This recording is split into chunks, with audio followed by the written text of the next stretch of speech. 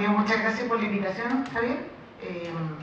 En realidad, esta segunda presentación vamos a seguir instalando hipótesis respecto de lo que pasó con las encuestas, como se habló en el primer bloque, respecto de lo que fueron los resultados electorales. La presentación que voy a hacer tiene tres partes. La primera, básicamente, una presentación de las hipótesis que nosotros tenemos de por qué pueden haber fallado las encuestas. La segunda, presentar cuáles son los elementos claves que uno debería revisar o considerar al momento de revisar, analizar, evaluar, criticar, juzgar una encuesta.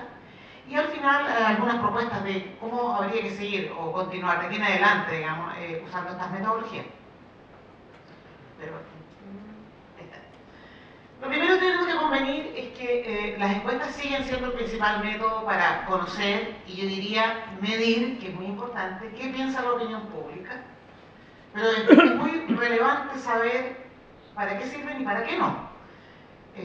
Cuando hablamos de medir, nos referimos específicamente que el producto o lo que entrega una encuesta son números, datos, estimaciones, de cómo se comporta, de qué cree, de cómo percibe la realidad esta denominada opinión pública. ¿Fallaron? Sí, yo creo que fallaron.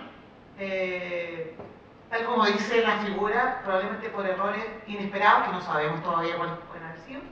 Y lo que queda ahora, o lo que viene ahora, es justamente investigar, tratar de entrar en detalle y conocer bien qué es lo que ocurrió. Fundamentalmente, la principal crítica de las encuestas se instaló por la falla en la estimación de la votación que recibieron Beatriz Sánchez y Sebastián Piñera en primera vuelta. Y quiero ser precisa respecto de la falla en la estimación porque esta no estuvo dentro del margen de error. Evidentemente hubo encuestas que sí estuvieron más cerca, pero en general la crítica, la mayor crítica que se instaló fue fundamentalmente por esto.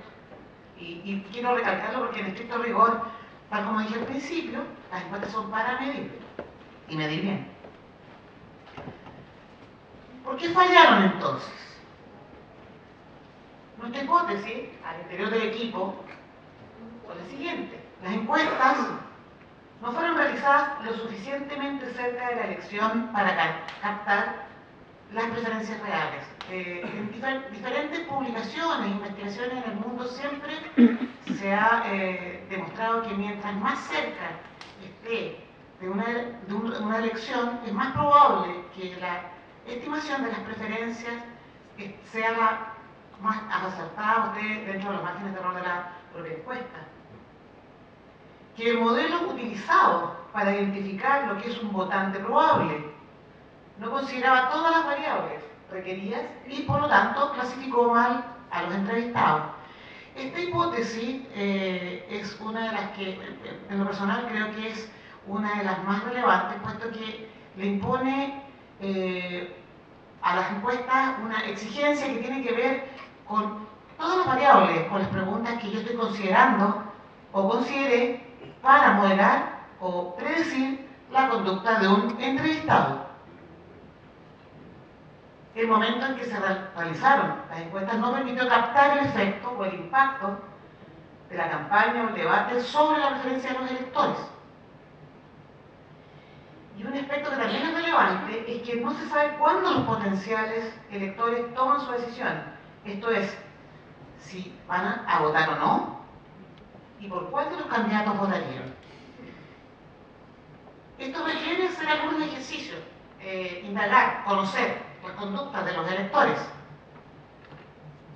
Por otro lado, tenemos que considerar que las encuestas también tienen sesgo.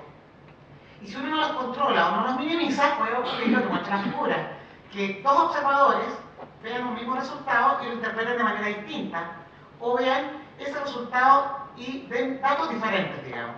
Yo creo que eso es uno de los elementos clave.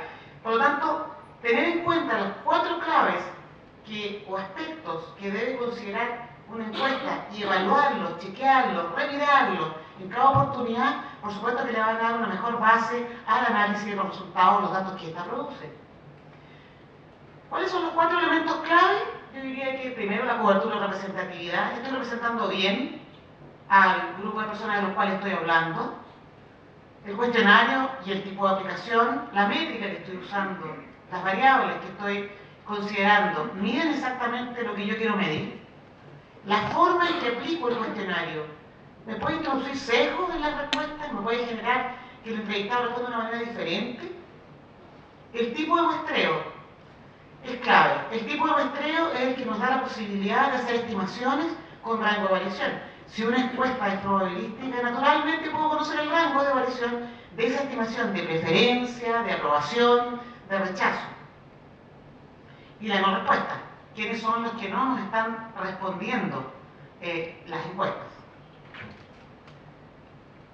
Entonces, la cobertura, la representatividad tiene que ver básicamente con la capacidad de la encuesta, digamos de la muestra, de proyectar adecuadamente sus resultados a la población de interés. De una manera sencilla. Si está salada la sopa que está en la cuchara, ¿está también salada la sopa que está en el plato? Y eso habla de representatividad. Básicamente de que sepamos de que esta muestra esté representando bien a este universo de personas a las cuales les estoy preguntando preferencias, votación, opiniones respecto de diferentes temas. El tipo de muestreo es la forma en que se eligen las personas que van a contestar la encuesta. Por ejemplo, en la encuesta CEP se pregunta independientemente de su posición política, ¿usted aprueba o desaprueba la forma como Michelle Bachelet está conduciendo su gobierno?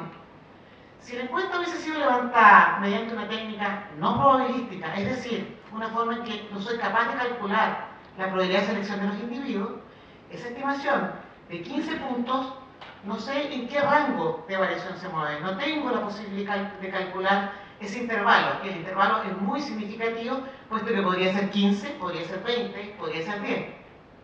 En tanto, si utilizo una técnica probabilística, esa aprobación, en el caso del CEP, en este caso, estaría en el rango de 15 más o menos 2 puntos. Es decir, el estudio probabilístico permite inferir de forma concluyente que la aprobación, con un nivel de confianza o certeza dado, se mueve entre 13 y 17. Esa es la certeza, esa es la información, el dato que nos está entregando la encuesta. Respecto del cuestionario o el tipo de aplicación, los cuestionarios tienen que poseer o contar con preguntas que sean confiables y válidas. Yo diría que lo que uno espera es básicamente lo que está en la tercera figura, la confiabilidad y la validez. Que yo esté, por una parte, midiendo exactamente lo que quiera medir y cuando replico o vuelvo a ejecutar el mismo ejercicio, esa pregunta mide de la misma manera. Está midiendo de manera viable y confiable. Respecto de la forma de aplicación de sus sesgos, como ya sabemos, tenemos encuestas telefónicas, encuestas cara a cara e internet online. Cada una de ellas tiene sus peros, digamos, o sus sesgos posibles, y hay que atender a ellos cuando se hace la interpretación de los datos. En el caso de las telefónicas no pueden ser extensas, no permite usar material de apoyo para hacerles preguntas, a veces tenemos poca certeza de quién nos está contestando. En el caso de las cara a cara, también tienen sus dificultades, que son los lugares de difícil acceso, como edificios, condominios, zonas rurales aisladas, sectores con altos niveles de inseguridad. A veces los encuestadores no se atreven a entrar a diferentes sectores donde pueden ser asaltados, agredidos. Afortunadamente en Chile nosotros tenemos poco nivel de inseguridad para los encuestadores como en otros países, pero eso no significa que no haya zonas o lugares, por ejemplo dentro de la región metropolitana, donde los encuestadores no se atrevan a entrar, digamos. Entonces eso genera también ciertos sesgos en la información que está proporcionando la encuesta. Las internet online tienen poca certeza de quién responde.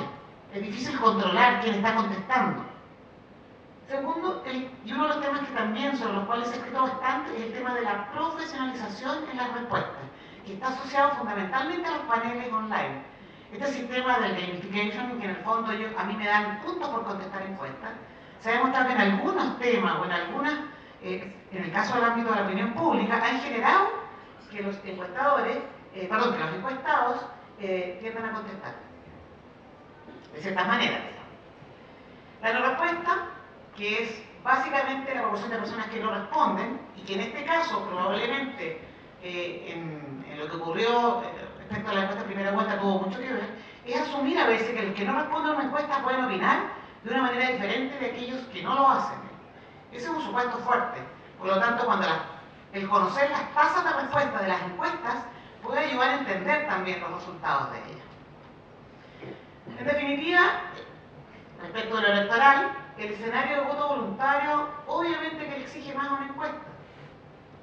Nuestra propuesta es básicamente investigar en profundidad, con datos, ver cuando se publiquen los datos de la elección a los niveles más desagregados posibles, a través de estrategias cualitativas, entrevistas, focus, etcétera, para profundizar un poco en las motivaciones que tienen las personas para ir a votar o para hacer sus elecciones. A partir de nuevas encuestas, tenemos más opción, seguir haciendo encuestas para poder medir, y mediante técnicas o análisis estadísticos un poquito más avanzados y sofisticados. Y lo segundo que nosotros creemos que va a aportar también a esto es la transparencia. Es la posibilidad de que se abran las bases de datos, los estudios, las diferentes investigaciones que se realizaron para la comunidad académica y otros investigadores y poder encontrar qué variables, qué elementos podrían haber explicado el hecho de no haber aceptado en las predicciones. Y por último, revisando los procedimientos internos de diseño, levantamiento y procesamiento de datos, que no me queda la menor duda que todas las empresas que entregaron sus resultados de manera previa a la primera vuelta, hoy día, o en este periodo, lo han estado haciendo. Eso. Muchas gracias. En particular, hoy día nosotros hemos venido utilizando bastante lo que son las entrevistas cognitivas, digamos, como un mecanismo para entender bien cuando se elabora una pregunta, qué es lo que la persona está entendiendo, si la comprende bien, si las categorías son útiles para él.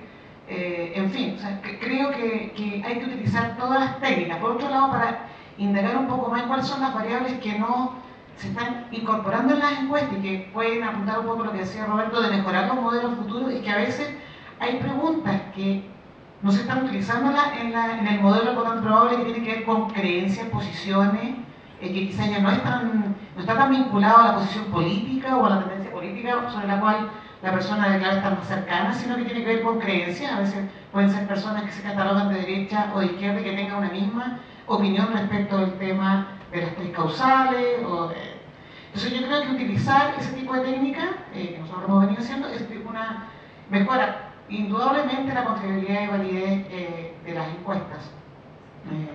Yo diría que eso es como lo que nosotros estamos haciendo hoy día. Por eso es que decía y mencionaba que una de las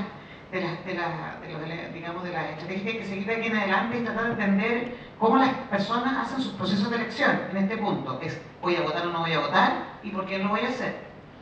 Y en segundo lugar, yo también creo que lo quiero poner, porque también lo estamos investigando nosotros en DataVoz, es el tema de quiénes son las personas que están contestando las encuestas. Encuestas de este tipo también. Yo creo que eso también nos plantea una duda, porque tenemos tasas de no respuesta y detrás de la no respuesta hay un mundo de personas. Es como pensar hoy día quiénes fueron los que no fueron a votar, quiénes son esas personas. Al calcular, digamos, mediante la forma que se calculan los porcentajes finales asociados al candidato, se asume que toda esa población hubiese votado igual que ellos. ¿Por qué? Yo me pregunto por qué. Ese es un supuesto muy fuerte también.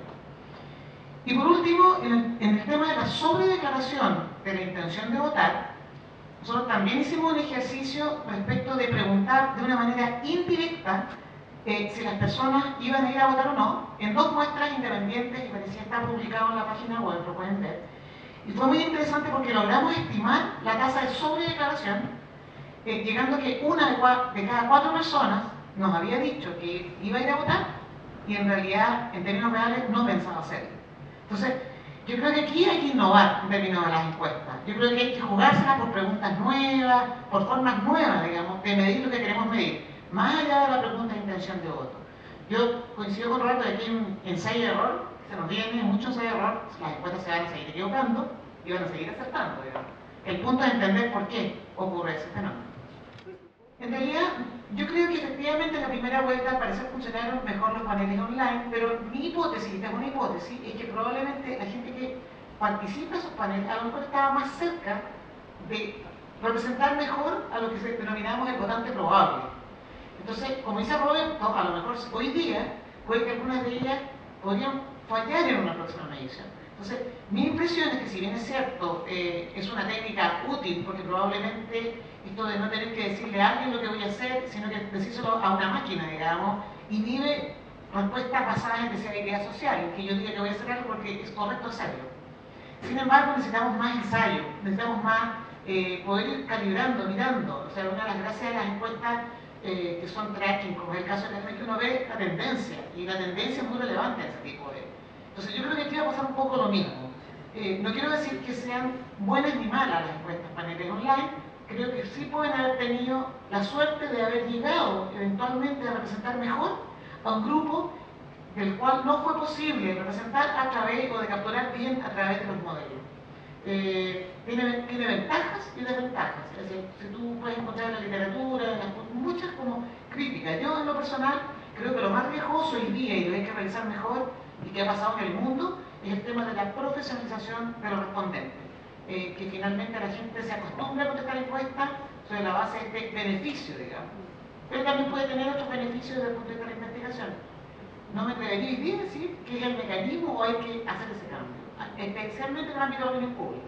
Quizás en el ámbito de la investigación de mercado no me parece que pudiesen haber más sesgos, digamos, pero en el caso de la opinión pública o de temas electorales o políticos más propiamente tal, es más difícil. En ese minuto yo estaba asesorando y trabajábamos con Carla Lehmann, que era la coordinadora del proyecto de opinión pública en su oportunidad, y nos tocó hacer la encuesta y presentar los resultados. Estadísticamente observábamos un empate, y el número era 39-36. Fue una guerra gigante explicarle a digamos, a los medios, a otros investigadores, por qué eso era así. Y efectivamente la competencia fue súper dura, ellos estuvieron muy cerca, o sea, fue muy difícil, digamos, y muy cercana a los resultados. Pero ¿qué fue lo que logramos en ese minuto? Y de hecho fue portada la segunda, una anécdota que tenemos por acá, es que logramos que en el texto de la publicación se dijera que había un empate estadístico. O sea, eso habla del rigor de cómo se presenta la información.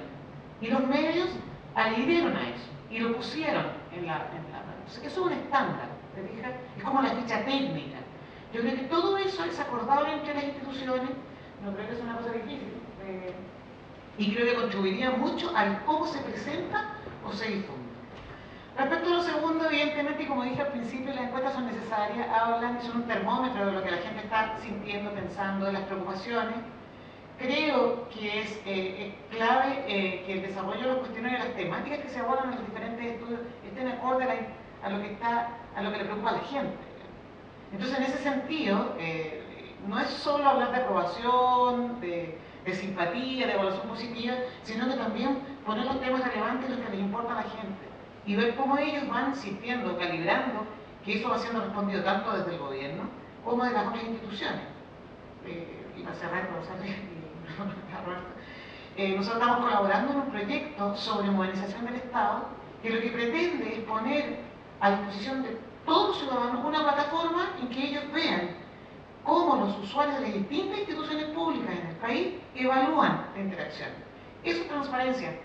Eso es una posibilidad abierta de dato permanente y continuo que sirve tanto a las propias instituciones para mejorar su gestión y por tanto el servicio a los ciudadanos, como a los propios ciudadanos para saber cómo está funcionando esta institucionalidad. Entonces, yo creo que la utilidad está en eso, digamos, en la continua posibilidad de poner información no solo a disposición de los políticos, sino también de la opinión pública.